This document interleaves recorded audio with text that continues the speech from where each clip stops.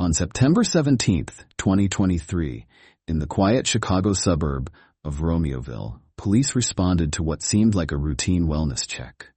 What they discovered would shake the community to its core and unravel one of the most disturbing cases in Illinois history, a tragedy born from jealousy, deception, and an elaborate web of lies. This is the story of how an innocent family of 4 was massacred in their own home. But more than that, it's a tale of how a fictional drug cartel, created through fake social media accounts and text messages, led to the deaths of 6 people and 3 dogs. How could something so unreal result in such devastating real-world consequences? Before we dive deeper into this shocking true story, consider this. The truth is often more terrifying than fiction. Want more true crime stories? Subscribe now and hit the notification bell to stay updated. The Bartolomei family appeared to be living the American dream in their Romeoville home. Zoraida Bartolomei, 32, was a dedicated mother known for her warm smile and caring nature. Her husband, Alberto Roland, 38, was a hard-working father who prioritized his family above all else. Together they were raising their 2 young boys, Adriel, 7, and Diego, 9, bright, energetic children who filled their home with laughter and joy. The family had made their home in Romeoville, a suburban community just southwest of Chicago. Their house was a place where their 3 dogs played in the yard, where neighborhood children would come to visit, and where the Bartolomei boys were growing up surrounded by love. By all accounts, they were a normal, happy family, going about their daily lives, completely unaware that someone was plotting their destruction. But beneath this quiet suburban life, a dark secret was unfolding. It was a secret that would tear this family apart in ways no one could have imagined. And it all began with a workplace romance that spiraled into a deadly plot for revenge. At the center of this tragedy are 3 individuals whose lives became fatally intertwined. Nathaniel Huey Jr., a 31-year-old man from Streamwood, worked alongside Zoraida Bartolomei. What started as a workplace friendship evolved into something more dangerous, a year-long affair that would set tragic events in motion. But the most crucial player in this dark story wasn't immediately apparent to investigators. Ermelinda Palomo, Huey's 50-year-old fiancé of several years, appeared at first to be another victim, a woman who had seemingly disappeared with her murderous partner. The truth, however, would prove far more sinister. Palomo had discovered the affair between her fiancé and Zoraida. But rather than confront the situation directly, she began orchestrating an elaborate scheme that would showcase both her technological prowess and her capacity for manipulation. She wasn't just a scorned partner, she was the architect of what would become a carefully planned massacre.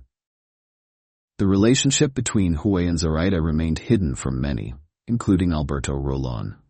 But Palomo watched, waited, and began weaving a web of deception so complex that it would eventually convince her own fiancé that he was working for a Mexican drug cartel. The affair that might have ended in tears and broken relationships instead became the catalyst for an unprecedented tragedy. What makes this case so unsettling is how an ordinary workplace affair turned into something far darker, driven by the actions of someone who felt deeply betrayed. Ermelinda Palomo had caught her fiancé cheating once before, and he promised to change. But he didn't. What happened next could have been lifted straight from a psychological thriller. Instead of confronting him directly, Palomo used her pain and anger to devise one of the most elaborate revenge schemes investigators had ever seen. Using her tech-savvy skills, she created a network of fake online personas and phone numbers. But these weren't just random accounts. They were carefully crafted characters claiming to be members of a dangerous Mexican drug cartel. Over the years, Palomo maintained these identities, weaving an intricate web of lies and manipulation around Huey, pulling the strings with chilling precision. Through these fake accounts, Palomo played multiple roles, each one reinforcing her elaborate fiction. She would send messages encouraging Huey to be faithful to her, while simultaneously making him believe he was under constant surveillance by cartel members. The manipulation was relentless and methodical. As time went on, the messages became more threatening. The fictional cartel members questioned Huey's loyalty, making him increasingly paranoid. He was convinced that his every move was being watched, that his life was in danger, and that he needed to prove himself to the organization. But Palomo's masterpiece of manipulation came on September 14th, just days before the murders. Through one of her fake personas, she sent Huey a message that would seal the Bartolomei family's fate. Zoraida was a mole who had been targeting him, and she needed to be eliminated. The deception was so complete that Huey never questioned the authenticity of these messages. He fully believed he was communicating with dangerous cartel members, when in reality, every message, every threat, every order was coming from the woman sleeping beside him. It was a betrayal within a betrayal, a manipulation so thorough that it would lead to unthinkable violence. In the months leading up to the murders, there were numerous red flags that, in hindsight, painted a clear picture of impending tragedy. What makes this case particularly heartbreaking is how many opportunities there were to prevent it. On June 27, 2023, less than 3 months before the murders, Palomo made a calculated move.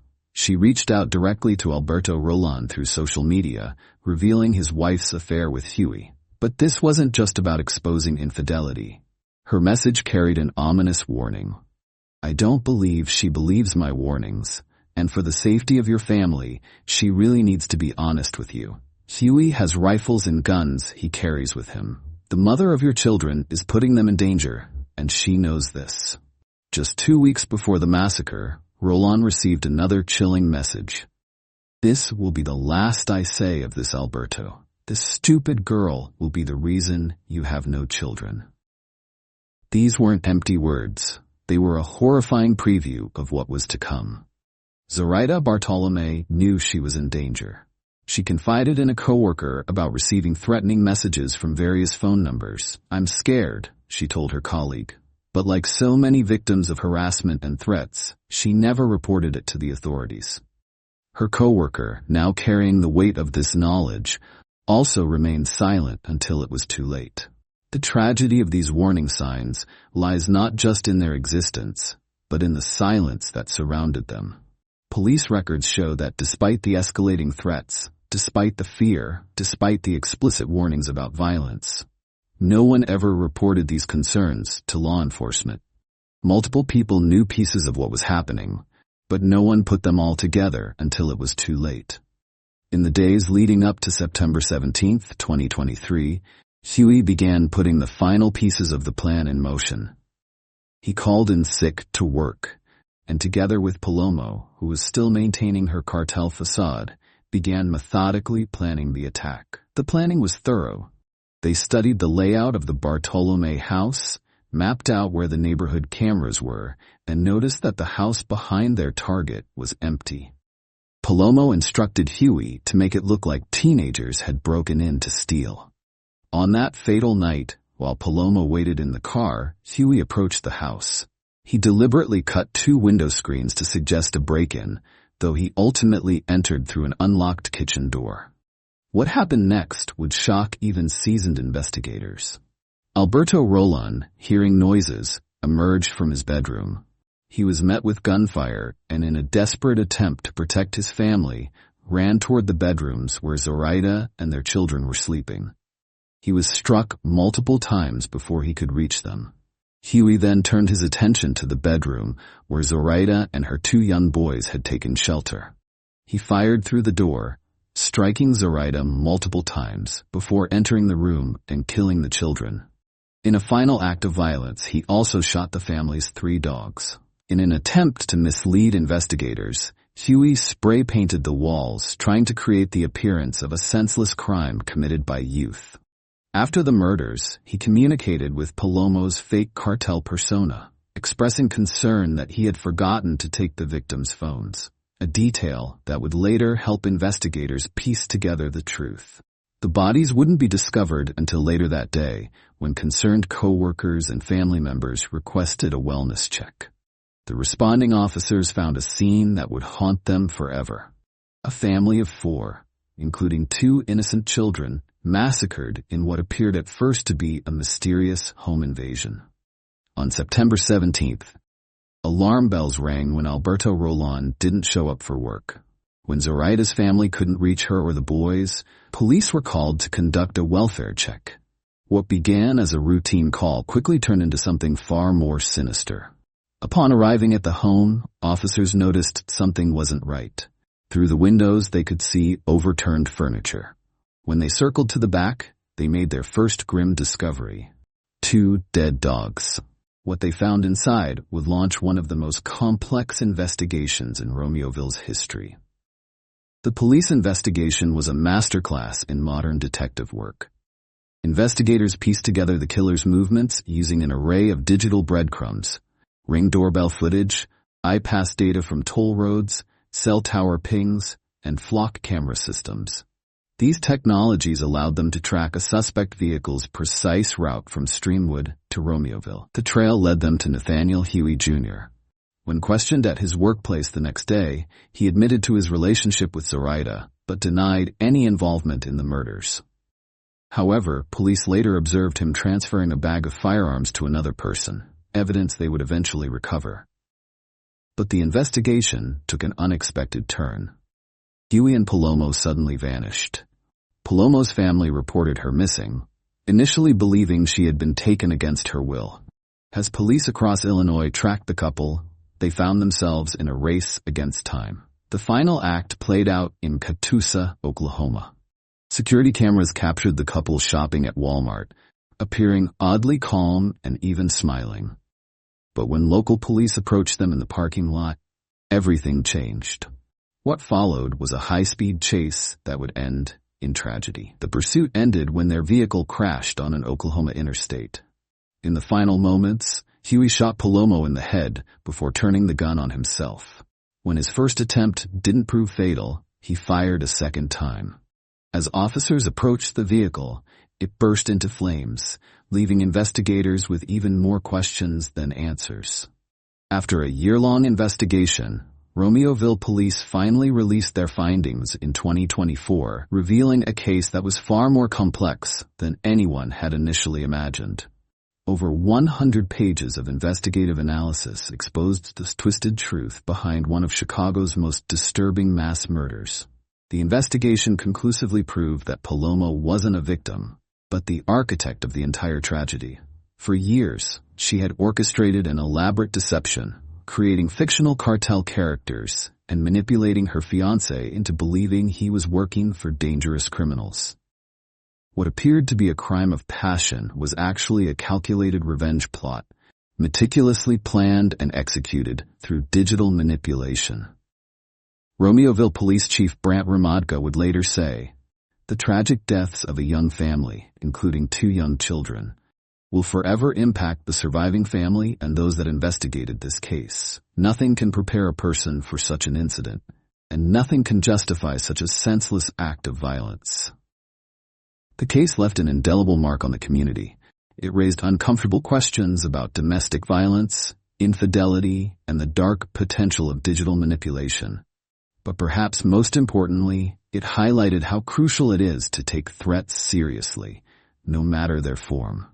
The Bartolomei case also changed how law enforcement approaches digital evidence. What began as a seemingly straightforward homicide investigation unveiled the sophisticated use of technology to manipulate and control.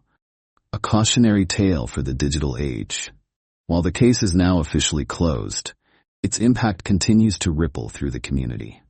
4 innocent lives, Zoraida, Alberto, and their 2 young boys, were lost to a plot that began with betrayal and ended in unthinkable violence. Their story serves as a tragic reminder of how digital deception can have very real and very deadly consequences. As we look back at the Bartolomei family tragedy, we're left with difficult questions about how such violence could have been prevented. The red flags were there. Threats through text messages, warnings about weapons, explicit statements about harm to children. Yet, like so many cases of domestic violence and harassment, these warning signs went unreported until it was too late. This case teaches us that threats, no matter their form or source, should never be dismissed. Whether they come through social media, text messages, or in person, each warning sign deserves attention. Each threat could be the precursor to tragedy. If you or someone you know is receiving threats, don't wait. Don't assume it's just talk. Reach out to law enforcement before it's too late. Now we want to hear from you. What do you think is the most important lesson from the Bartolomei family's story? Share your thoughts in the comments section. If you enjoyed this video, subscribe for more true crime content. Until next time, take care.